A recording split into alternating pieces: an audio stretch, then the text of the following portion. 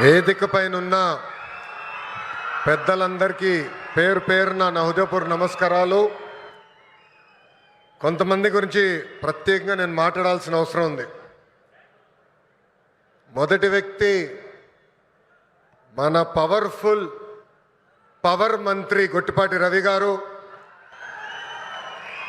మనందరి స్వామి ఎవరు డోల బాల వీరాంజనేయుల స్వామి గారు. బుడ్డోడని ఆయనే సెల్ఫ్గా చెప్పారు. బుడ్డోడైనా ఉగ్ర నరసింహ రూపం ఉంది.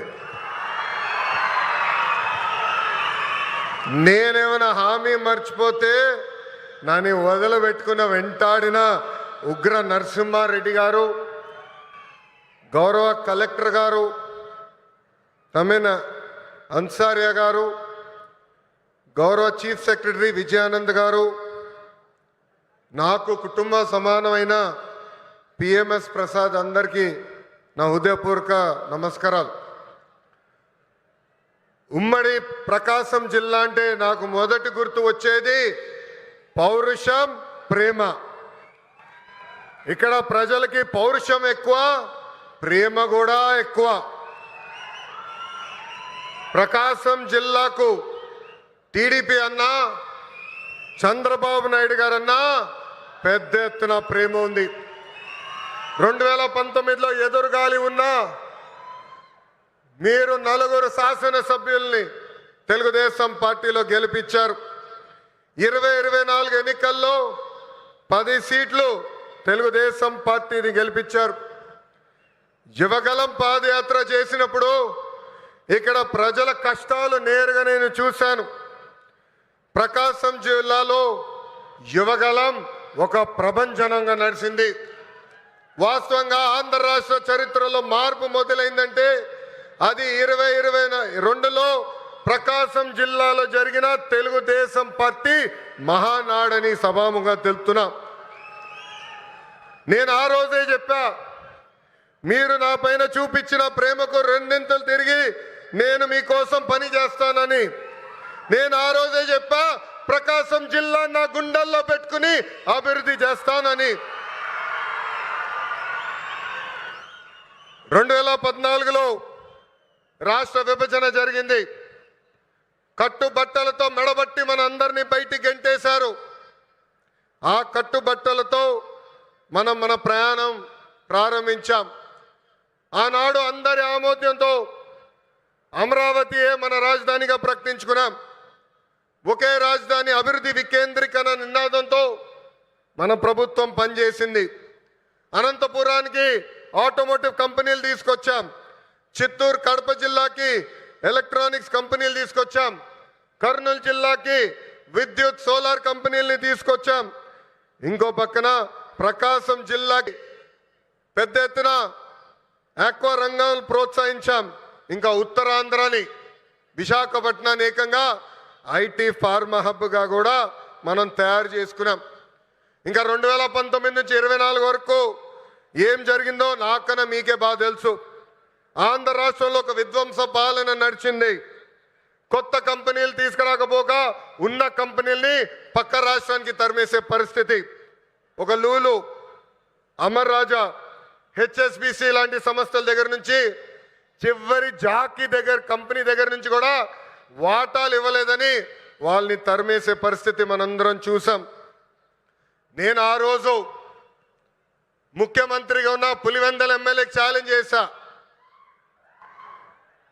మీరు తీసుకొచ్చిన ఒక్క కంపెనీ పేరు చెప్పమని. ఇప్పటికి కూడా అక్కడి నుంచి సౌండ్ రాలా.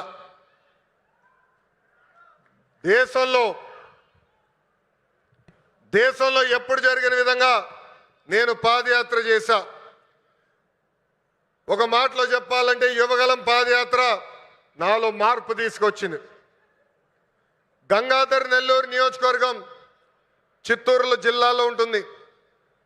ఆ నియోజకవర్గంలో పాదయాత్ర చేస్తున్నప్పుడు ఒకరోజు రాత్రి చివరి గ్రామం అక్కడ నేను నడుస్తున్నప్పుడు ఒక తల్లిని చూసా. రోడ్డు మీద కూర్చుని బోండాలు వేస్తుంది. ఆమెను అడిగా, అమ్మా ఆకలేస్తుంది, నీ పక్కన కూర్చోవచ్చా, నాకు బోండాలు వేస్తాను అడిగా. స్టూల్ లాగేసి కూర్చో బాబాని చెప్పింది. ఆమె మాట్లాడుతూ ఆమెను అడిగా, ప్రభుత్వం నుంచి మీరేం ఆశిస్తున్నారు? ఆమె అప్పుడు చెప్పింది, మద్యంకి మా భర్త బానిసుడయి చనిపోయాడు. 30 సంవత్సరాలుగా నేను ఇక్కడ కూర్చుని బోండాలు వేస్తున్నాను. రూపాయి జమ చేర్చి మా 2 బిడ్డలు చదివించాను. ఆ 2 బిడ్డలకి ఉద్యోగాలు కల్పించు బాబు అని ఆనాడు ఆమె కోరింది. ఇప్పుడు కూడా బాగుర్తా కోరిక. ఆ సంఘటన తర్వాత మరుసటి రోజు గౌరవ ముఖ్యమంత్రి చంద్రబాబు నాయుడు గారికి నేను ఫోన్ చేసి, ఎట్టి పరిస్థితుల్లో మేనిఫెస్టోలో మనం ఒక మొదటి హామీ పెట్టాలి. అది 5 సంవత్సరాల్లో 20 లక్షల ఉద్యోగ కల్పనే మన లక్ష్యంగా పెట్టాలని కోరటం జరిగింది. దేశంలో ఏ పార్టీ చేయని సాహసం ఎన్డీఏ ప్రభుత్వం చేసింది. ఆ హామీ ఇచ్చే ముందర నేను అనేక మందితో మాట్లాడా. వాళ్ళందరూ అన్నారు, ఈ హామీ మీరు సాధించగలుగుతారా, చేయగలుగుతారా అని అడిగారు. కానీ వాళ్ళు ఒకటే చెప్పా, నా ధైర్యం ఒకటే, నా బ్రాండ్ ఒకటే. ఆ బ్రాండ్ పేరు 3 అక్షరాల సిబిఎన్. మొన్న ఢిల్లీలో ఒక ఇంటర్వ్యూకి వెళ్ళా. అక్కడున్న విలేకరు నన్ను అడిగాడు, తెలంగాణకి హైదరాబాద్ ఉంది, తమిళనాడుకి చెన్నై ఉంది, కర్ణాటకకి బెంగళూరు ఉంది, ఆంధ్ర రాష్ట్రానికి ఏముందని అడిగారు. అతన్ని ఒకటే చెప్పా, మాకు చంద్రబాబు నాయుడు గారు అని ఒక బ్రాండ్ ఉన్నాడు, అందుకే మా రాష్ట్రం రూపురేఖలు మేము మార్చబోతున్నామని. 2024 ఎన్నికల్లో సైకో పాలకుకు బాయ్ చెప్పి సైకిల్, గ్లాస్, కమలం పాలన మనందరం కలిసికట్టుగా తీసుకొచ్చాం. గెలిచిన మొదటి రోజు నుంచి ఉద్యోగాల వేట మొదలు పెట్టాం. ఇప్పటి వరకు 8 లక్షల కోట్ల పెట్టుబడులకు, తద్వారా 5 లక్షల మంది నిరుద్యోగ యువకులకు ఉద్యోగాలు కల్పించడానికి ఒప్పందాలు కుదిరించుకున్నాం, పనులు ప్రారంభించాం. దాంట్లో భాగంగా ఈ రిలయన్స్ ఎనర్జీ ప్రాజెక్ట్ కానివ్వండి, ఎన్టీపీసీ కానివ్వండి, భారతదేశంలోనే అతిపెద్ద ఆర్సిలర్ మిత్తల్ స్టీల్ ప్లాంట్ కానివ్వండి, BPCL, Tata power, TCS, LG electronics లాంటి అనేక కంపెనీలు మన రాష్ట్రానికి రాబోతున్నాయి. కుటుంబంలో ఒక్కరికి ఉద్యోగాలు కల్పిస్తే ఆ కుటుంబం పరిస్థితి మారుతుందని బలంగా నమ్ముతుంది ఎన్డీఏ ప్రభుత్వం. పేదరికం లేకుండా చేయాలంటే ఉద్యోగాలే కల్పనగా మనందరం ముందరికెళ్ళాలి. నా సింగిల్ టార్గెట్ ఒకటే, 5 సంవత్సరాల్లో 20 లక్షల ఉద్యోగాలు మన ఆంధ్రులు కల్పిస్తామే. దానికోసం ఎక్కడికైనా